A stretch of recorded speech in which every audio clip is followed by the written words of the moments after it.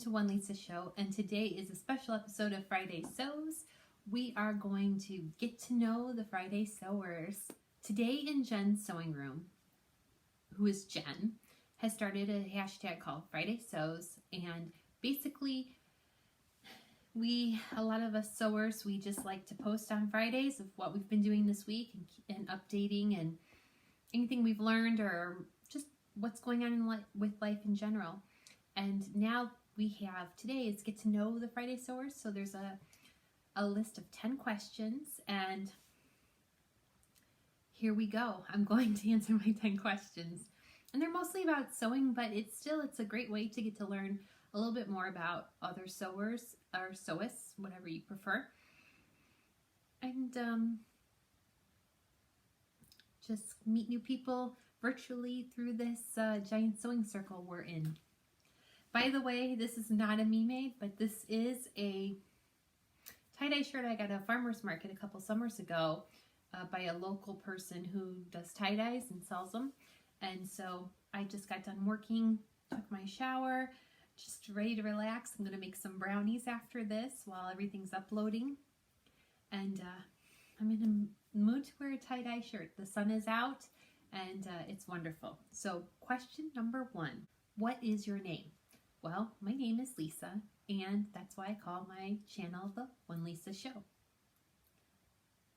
Lisa's a really common name growing up, and I was always one of like 2 or 3 or 4 Lisas in a class. I was never the only Lisa in my class. And even in my career, I'm in real estate, and there are so many Lisas, so many Lisa realtors where I live. Question number 2, where are you from? I'm reading questions. I'm actually in a suburb of Chicago. We are in Northwest Indiana, and that's where I practice real estate, and that's where I've lived pretty much my whole life.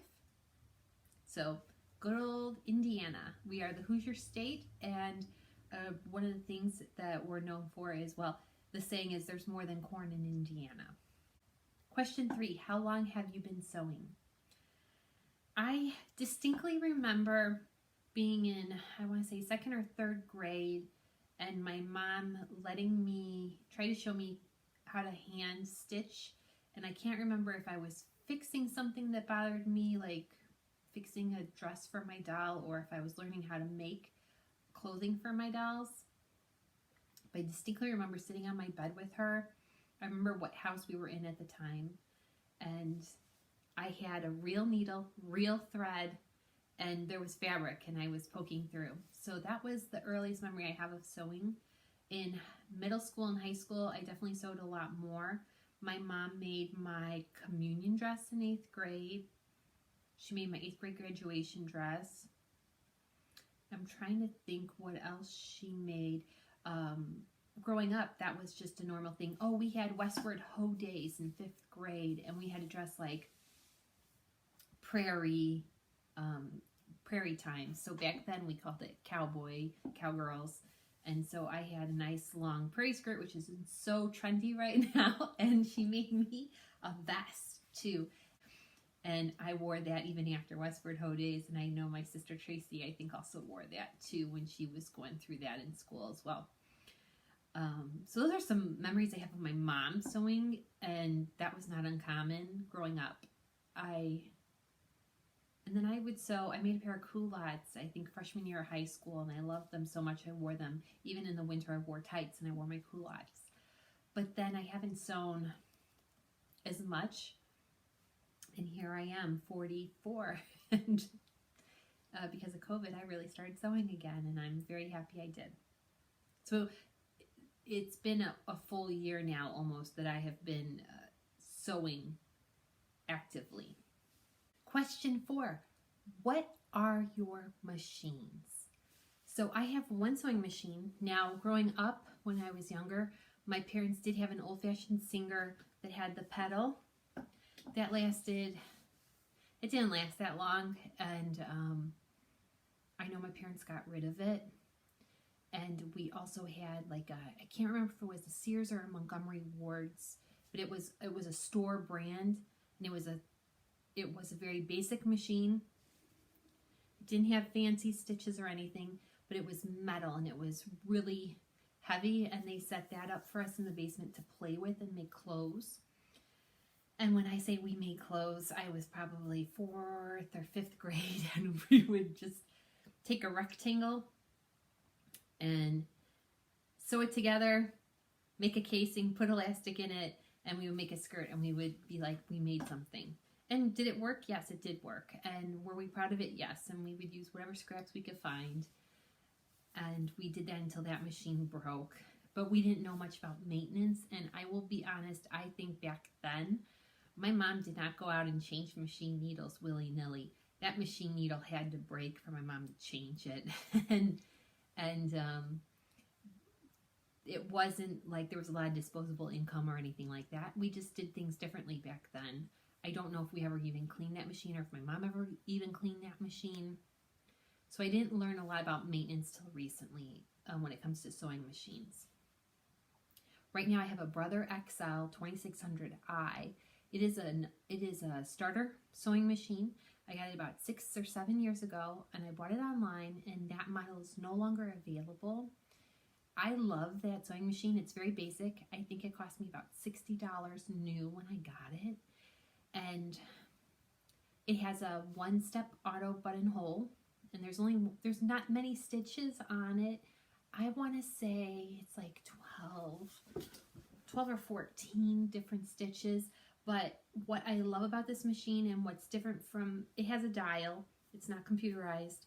What I love about this machine, and it's something that I can't find on other entry-level Brother machines, is that you can change your zigzag stitch, your width, and your stitch length, and you can also change your needle position. And when I say change your needle position, not just like left, center, right, but you can change it.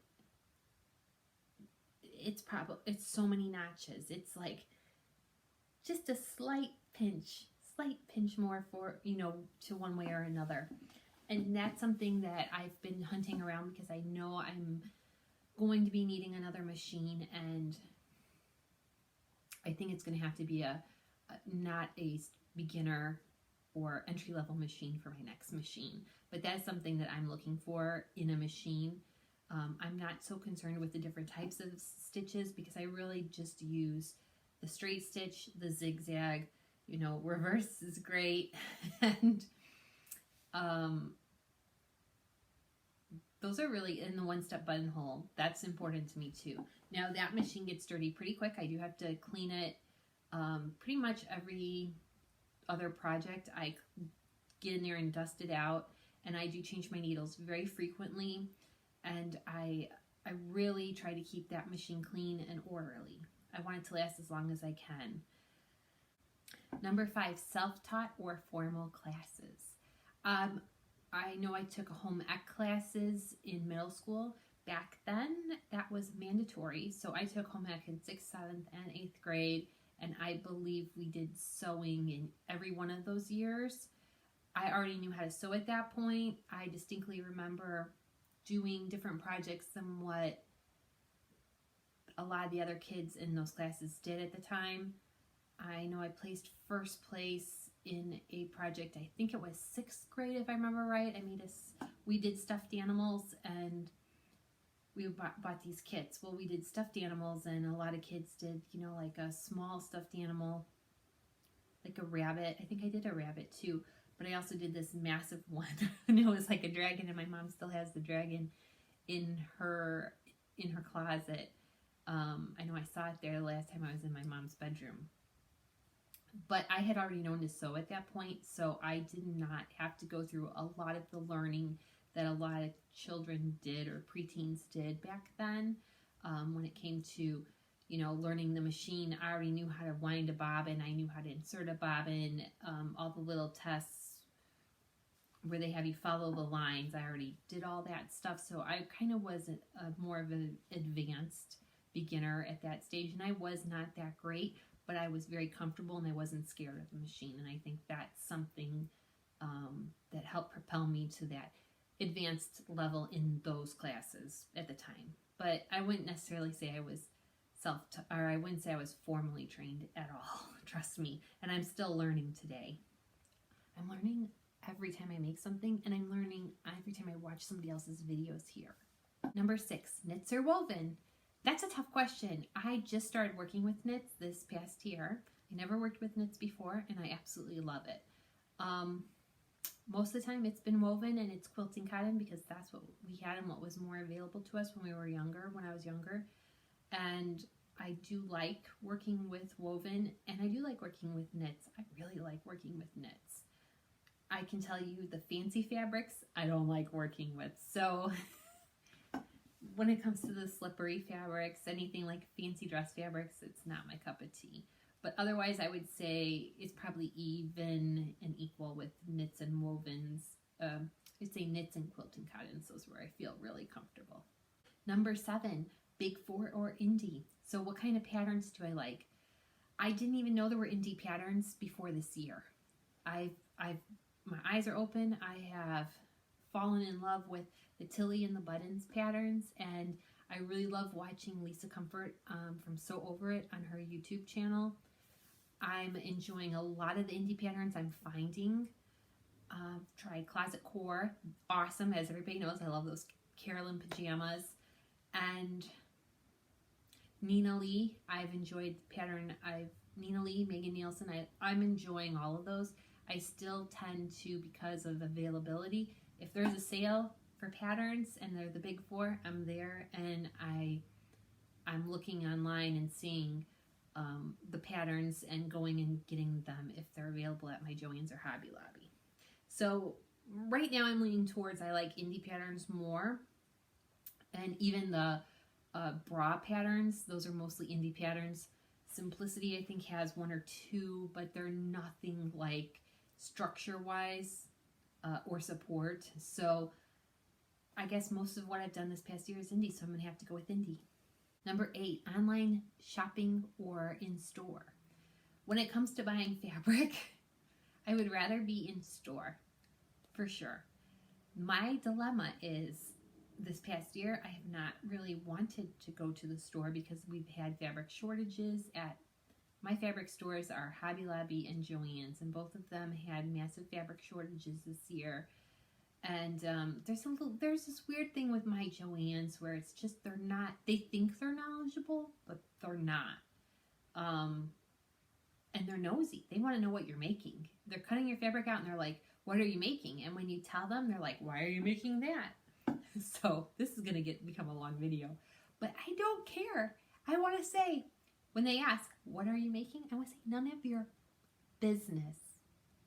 Can you just cut my fabric? Because the last time I was getting fabric, the lady kept saying, that's not going to be enough fabric. And I said, don't worry about it. I know how much fabric I need. Oh yeah. They think they know everything, and that's where customer service, there's a fine line. You can know stuff, but how you present it and how you treat your customers is a big thing. So I love Minerva. I love ordering fabric from Minerva, and I can't physically go there because they're in another country.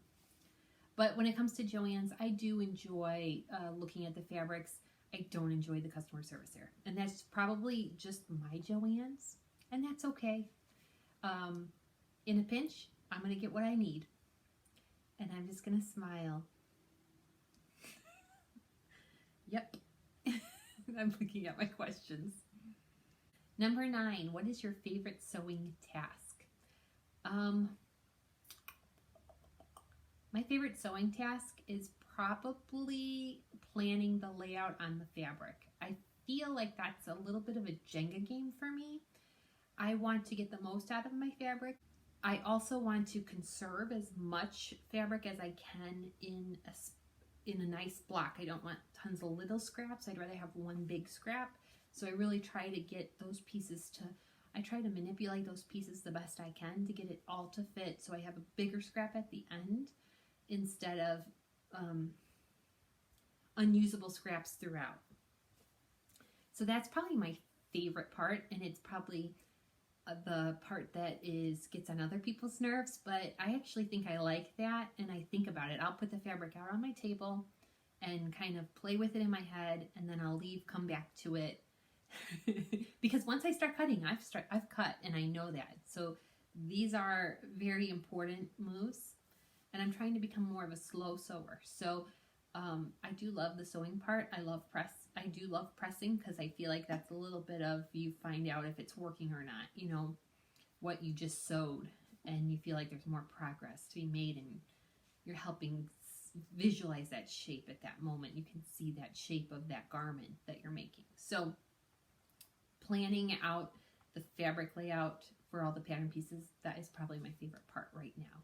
The final question, number 10. What is your best piece of advice to other sewists? I'm still learning, so I think my best piece of advice that I would give somebody else, was, regardless of how much experience they have, is to know that there's always more than one way to skin a cat. So I think even sometimes when I'm looking at instructions, I don't necessarily follow the instructions exactly to a T, because there is another way that I know that will get me from point A to point B, or I'm willing to try another way because I don't understand how the instructions are written. And I think that's a big thing, is read your instructions first. Make sure you mark all your pattern pieces. That's key. Mark your notches, mark your dots, everything. But read your instructions first. If you don't understand it, read it again, and always feel when you're stuck, sometimes it's best to either look online or let it marinate, and just let it marinate and come back to it a little bit later or the next day, and see if that little time away has actually helped you think of a different way to approach it, or to understand what you just read with those instructions. So give it time, I guess, and there's always another way. So always another way to do something. That's with everything in life, and letting something marinate overnight works wonders with so many things in life as well. Sewing is like life. These are my questions. These are my answers to the Get to Know Your Friday Sewers. I hope that gave you a little insight to me. And otherwise, when it comes to Friday sewing, this is all I'm reporting this week or for Friday Sews. And so hopefully next Friday Sews will be a whole different ballgame. Thanks so much. I hope you have a great weekend. Bye-bye.